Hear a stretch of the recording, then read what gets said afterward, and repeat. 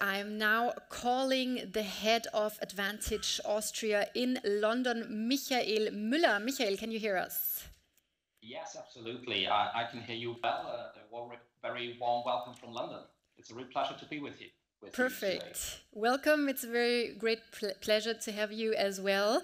Now that it is outside the EU, is the UK still attractive for Austrian companies in the green tech and green building sector?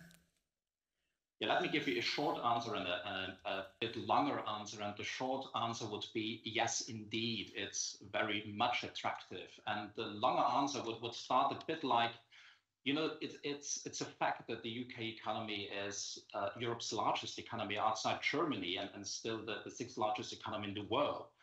And while Brexit has clearly caused some bureaucratic and administrative headaches, for business, they are solvable. And my team in London provides advice to Austrian companies to understand current requirements. But let me get to the very point. The UK government has prioritized green tech as an area for growth in both terms of investment and job creation.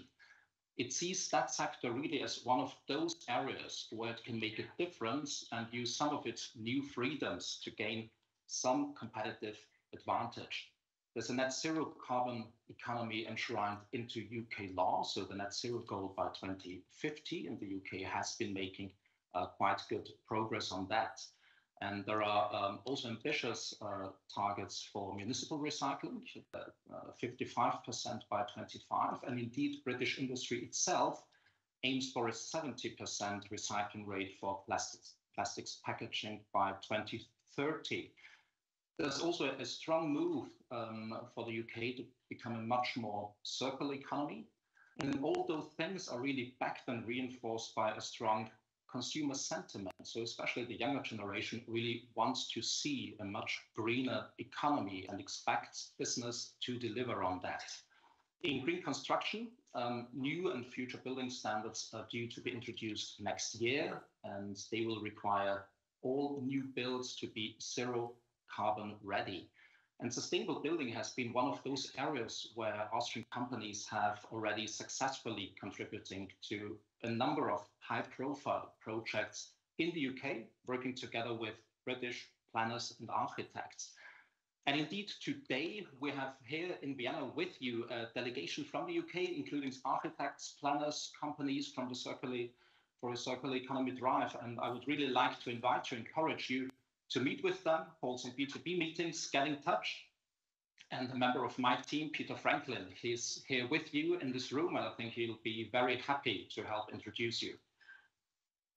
Yes, and there he is. I would like to welcome him and the UK delegation here in Vienna. Thank you very much for being here. Welcome. And maybe one last question to you, Michael. Where do you see new growth opportunities? You know, this whole drive of decarbonization is a huge opportunity. And let's just look at the housing stock, the UK housing stock. I mean, it's a big housing stock. It's a big country. It's 67 million inhabitants. And homes are currently mainly heated by gas. So there's a huge drive and a very ambitious target to install 600,000 heat pumps each year by 2028. I mean, that's a big target. But it's not only about housing. There's a big drive for everything related to building, to the construction process. And there's government funding available. Just to give an example, just recently the government announced a £1.6 billion healthcare decarbonisation program, which will offer opportunities throughout the whole supply chain.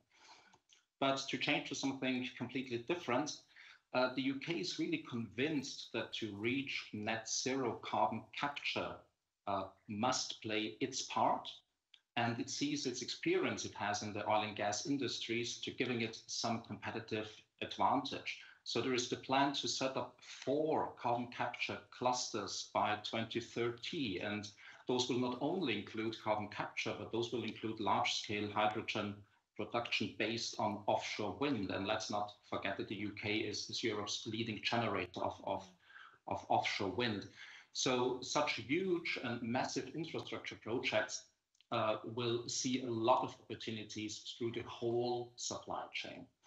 And a last thing to mention, and I mentioned it before, is this big drive to a more circular economy, and big investment will be needed. Let's not forget that the UK itself is an innovation leader when it comes to circular design and also new materials. So there's a lot to explore, we think, on many levels. And on the circular economy, we are hosting an Austrian delegation visit to the UK in October. And I would like to invite everyone who's interested just to contact us and get in touch. Thank you very much. The date is definitely noted. So thank you very much, Michael Müller. Servus and best regards from Vienna to the UK. Thanks a lot. Thank you indeed. Bye-bye.